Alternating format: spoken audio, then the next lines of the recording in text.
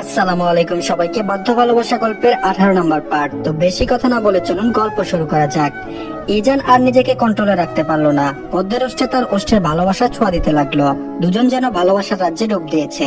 বেশ, আর কিছুই চাই না তার। এটুকুতেই যেন এক টুকরো শান্তি। কেটে গিয়েছে বিয়ের 4টি বছর। পদ্ম এখন অনেকটা বড় হয়ে গিয়েছে এত বছরের ব্যবধানে।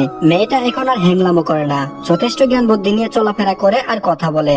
ইজানের 3 বছরের কষ্টের ফল। অবশেষে একজনকে মানুষের মতো মানুষ করতে পারলো। শুধু মেয়েটার কথা কমাতে পারেনি, এই তার ব্যর্থতা। বিয়ের প্রথম যেমন বকবক করতো, এখন সেই আগের মতোই রয়েছে। আর ঝগড়াটে হয়েছে ভীষণ। আজ ইজান আর পদ্মের 4র্থতম বিবাহ বার্ষিকী। এই জন্য শেখ বেলায় বেশ বড়সড় করে আয়োজন চলছে। সবাই খুব খুশি। ইজান তাদের প্রত্যেক বিবাহ বার্ষিকীতে এমন বড় করে আয়োজন করে। সবাই কাজ করছে যে যার মতো। শুভ্র রঙের পাঞ্জাবি পরিহিত লোকটার দিকে বারবার আর চোখে তাকাচ্ছে পদ্ম। সত্য গোসল করে এসেছে, যার কারণে চুলগুলো থেকে পানি পড়ছে। পদ্মের এসব কাহিনী ইজান খেয়াল করছে। কাছে এসে দেখবে তা না, দূর থেকে দেখছে। মেয়েটা সেই বুকায় রয়ে গেল। ইজান পদ্মের দিকে ঝুঁকে আসলো। পদ্ম আধশোয়া হয়ে শুয়েছিল। পদ্মের দুপাশে হাত রেখে গম্ভীর কণ্ঠে বলল, এভাবে দেখছিলে কেন? পদ্ম ভরকে গেল। সে ভেবেছে ইজান তাকে নিশ্চয়ই খেয়াল করেনি। কি একটা লজ্জাই না পেতে হচ্ছে এখন। পদ্ম বলল, কোথায় দেখছিলাম? ইজান বলল, মিথ্যা বলো না, তুমি দেখছিলে আমায়। আমি আয়নায় সব দেখেছি। সবার চোখকে ফাঁকি দিতে পারবে, এই ইজানের চোখকে তুমি কখনোই ফাঁকি দিতে পারবে না পদ্ম ফুল। পদ্ম মুখটা ফিরিয়ে নিল। তারপর বলল, আমার আর খেয়ে দিয়ে কাজ নেই, আপনাকে দেখবো। আর আপনি ঝুঁকে আছেন কেন? বয়স হয়েছে তবুও লজ্জা নেই? ইজান পদ্মের মুখে তার আঙ্গুল ছুঁয়ে দিল। মুহূর্তেই চোখ বন্ধ হয়ে গেল তার। তারপর বলল, লজ্জা কোনোদিনই হবে না পদ্ম ফুল। পদ্ম বলল, সরুন তো। এভাবে ঘরে একা একা থাকলে বাইরে মানুষরা কি বলবে? ইজান বলল, একটা চুমু দেই প্লিজ। পদ্ম চোখ রাঙালো। তারপর বলল, এই না না, এখন না। ইজান পদ্মের কথা শুনলো না। টুক করে পদ্মের ওষ্ঠে একটা চুমু এঁকে দিল। পদ্ম খুব তাড়াতাড়ি উঠে ওয়াশরুমে ঢুকে পড়লো। ইজান ব্যাককলের মতো শুধু তাকিয়ে তাকিয়ে দেখছে। কি হচ্ছে কিছুই বুঝতে পারছে না। ওয়াশরুম থেকে কাশির শব্দ শোনা যাচ্ছে। চিন্তিত হয়ে ইজান বলল, পদ্ম ঠিক আছো তুমি? দরজা খোলো, আমি ঢুকবো। পদ্ম কোনো রকম উত্তর দিল না। মুখ ধুয়ে বের হলো। ইজান তীক্ষ্ণ দৃষ্টিতে তাকাচ্ছে। চোখ মুখে দুর্বলতার ছাপ। চোখ টেনে তুলতে পারছে না এমন অবস্থা। ইজানকে শক্ত করে জড়িয়ে ধরলো পদ্ম। পদ্মর পিঠে হালকা করে হাত রাখলো। প্রায় 1 সপ্তাহ ধরে পদ্মের এই অবস্থা। আসলে বুঝছে না ঠিক কি হয়েছে। ইজান নরম কণ্ঠে বলল, ঠিক আছো তুমি? পদ্ম মাথা নাড়ালো। কথা বলার শক্তি নেই। বমি করে সব শক্তি উধাও হয়ে গিয়েছে। পেটে যা ছিল সব চলে গিয়েছে। ইজান আবারও বলল, তোমার আসলে কি হয়েছে? এমন দুর্বল হয়ে গিয়েছো কেন? আমি বুঝছি না ঠিক। পদ্ম বলল, আমি জানি না, কয়েকদিন ধরে বমি হয়। মাথা ঘোরায়, যা খাই সব বমির সাথে চলে যায়। এজন্যই বোধহয় দুর্বল দুর্বল লাগছে। ইজান পদ্মকে কোলে করে এনে পেটে শুয়ে দিল। কিছুক্ষণ শুয়ে থাকুক, তারপর না হয় উঠে বাইরে যাবে। পদ্ম বসতে নিয়েছিল, তখন ওই ইজান ধমক দিল। তারপর বলল, তোমার সমস্যা কোথায়? একটু আগে বমি করে এসেছো, এখন আবার কোথায় যেতে যাচ্ছ? খবরদার রুমের বাইরে পা রাখবে না। কিছু সময় রেস্ট নাও, তারপর উঠে বাইরে যাবে। পদ্ম দুর্বল গলায় বলল, না না, বাসায় কত মেহমান, সবাই কি ভাববে বলুন তো? ইজান উঠে দাঁড়ালো। যদিও মানুষের কোনো কথাকে সে পাত্তা দেয় না, কিন্তু এভাবে পদ্মকে ঘরে আটকে রাখলে সত্যি সত্যি অনেকে অনেক কথাই বলবে, যার ইফেক্ট পড়বে পদ্মের উপর। কিন্তু এখন তো সে অসুস্থ, কিভাবে বাইরে যেতে বলবে? যদি আবার অসুস্থ হয়ে যায়? এই অনুষ্ঠান শেষ হলেই পদ্মকে মেথার কাছে নিয়ে যাবে। যদিও এসব মেয়েলি ব্যাপার, তাই সে এখানে থাকতে যাচ্ছে না। এরকম রোগের চিকিৎসা সে করে না।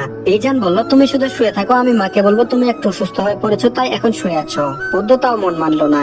বাসায় এত মানুষ, এখন এভাবে শুয়ে থাকার আসলে মানেই হয় না। এই ইজানকে কথাটা কে বোঝাবে? আবার একদিক দিকে শুয়ে থাকতেও মন চাচ্ছে। 10 মিনিট ঘুমালে হয়তো ভালো লাগতো, কিন্তু মাথা প্রচুর ঘোরাচ্ছে। পদ্ম বলল, কিন্তু? পদ্মের পুরো কথাটা শেষ করতে দিল না ইজান। ইজান বলল, কোনো কিন্তু নয়, আমি মাকে পাঠাবো তোমার কাছে, আমি আসছি। ইজান চলে গেল। পদ্মের চোখ বন্ধ হয়ে আসছে। তার যদি কোনো বড় অসুখ হয়ে থাকে তখন? ভেবে চোখ দিয়ে নোনা পানি পড়তে লাগলো। ইজানকে ছাড়া সে থাকতে পারবে না। মানুষটার প্রতি খুব মায়া জন্মেছে এই 4টি বছরে। বিয়ের পর পদ্ম খুব কম সময়ের জন্যই গ্রামে গিয়েছে। সে যেতে চাইতো না। অন্য মেয়েরা যেমন বাপের বাড়ি যাওয়ার জন্য পথ চেয়ে বসে থাকে, আর সে জায়গায় মেয়ে হয়ে বাপের বাড়ি যেতে চায় না। মুনিরা শেখ জোর করিয়ে তারপর পাঠাতো, তাও আবার 2-3 দিন থেকে চলে আসতো। ইজানকে ছাড়া কোথাও যেতে ভালো লাগতো না তার, মন বসতো না। মানুষটাকে চোখের আড়াল করতে চায় না সে। আজ তাদের 4র্থতম বিবাহ বার্ষিকী, আজই তাকে অসুস্থ হতে হলো। নিজের প্রতি একরাশ রাগ জমা হচ্ছে তার। পদ্ম প্রায় 1 ঘন্টার মতো শুয়ে আছে, ভালো লাগছে না। প্রচন্ড পরিমাণে অস্বস্তি লাগছে। দম বন্ধ হয়ে আসছে। মাথা ব্যথা করছে অনেক। পদ্ম উঠে বসেছে, মাথা চেপে ধরলো। মন চাচ্ছে শরীর থেকে মাথা আলাদা করে দিতে। অসহ্যকর বেদনা। কেন যে শরীরের এমন অবস্থা হয়েছে কিছুই বুঝছে না সে। কয়েকদিন আগেও তো ভালো ছিল, কেন যে এমন হচ্ছে তার? মাথা ব্যথা বাড়তে লাগলো। এক প্রকার ছটফট করছে সে। মুনিরা শেখ আর ইজনিয়া রুমে এসেছে। ইজান তখন বলেছিল পদ্ম অসুস্থ, তাই ঘুমাচ্ছে। ঘুমাচ্ছে। কাজের চাপে আর পদ্মের সাথে দেখা করতে আসতে পারেনি। এখন তিনি আর ইজনিয়া এসেছেন। রুমে ঢুকে বিচলিত হয়ে গেলেন পদ্মর ছটফটানি দেখে। তড়িঘড়ি করে পদ্মকে টেনে জড়িয়ে ধরলেন। মনিরা শেখ বললেন, কি হয়েছে পদ্ম, এমন করছো কেন? পদ্ম মাথাটা মনিরা শেখের বুকে হেলিয়ে দিল।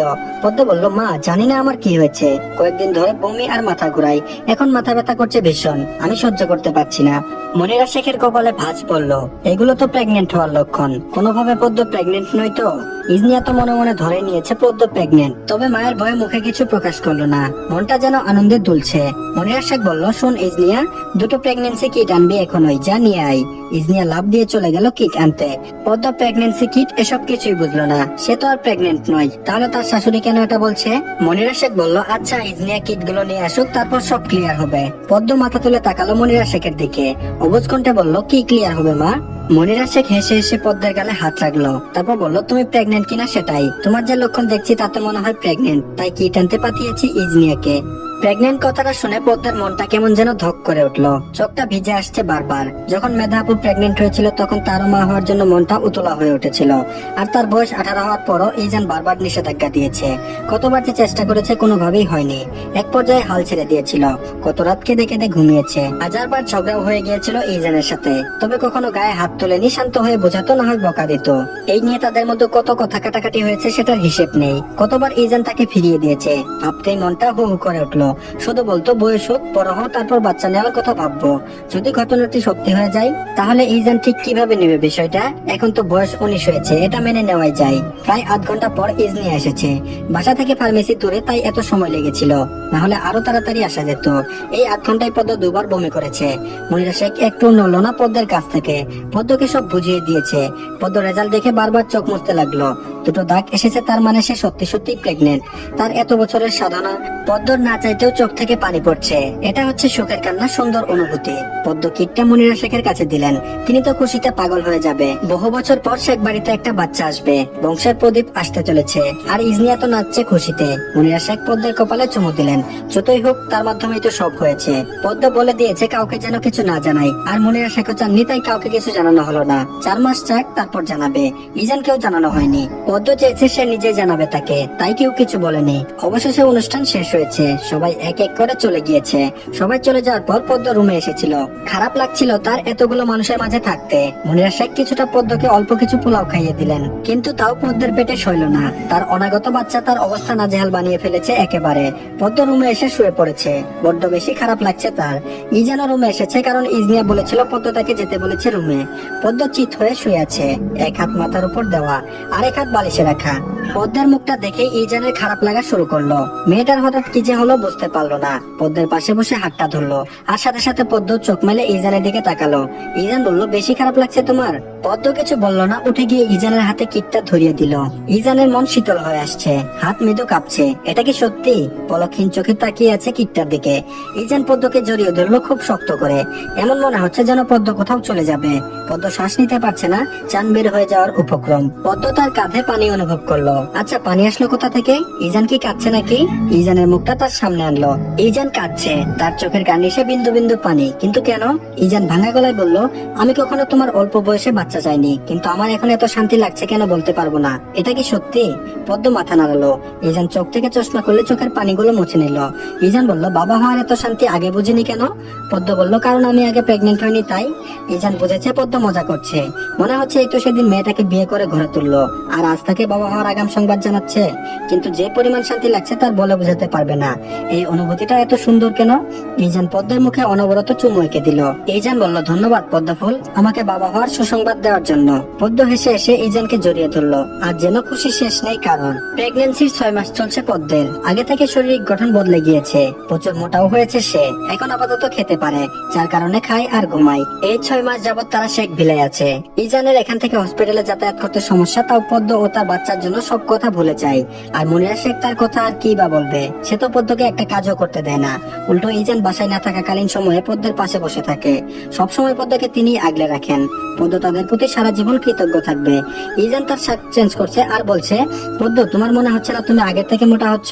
পদ্ম এতক্ষণ চকলেট খাচ্ছিল, আচমকা খাওয়া বন্ধ করে দিয়ে বলল, কি বলতে চাচ্ছেন সরাসরি বলুন। ইজান পদ্মকে রাগানোর জন্য বলল, তুমি আগের থেকে অনেক মোটা হচ্ছ, এত বেশি খেও না, তোমাকে এখন কেমন লাগছে দেখো তো। পদ্মর চোখ দিয়ে পানি পড়ে গেল। তার জিনিস খাচ্ছে বলে একেবারে এসব কথা বলবে? পদ্ম বলল, আমি কি একা একা খাচ্ছি নাকি?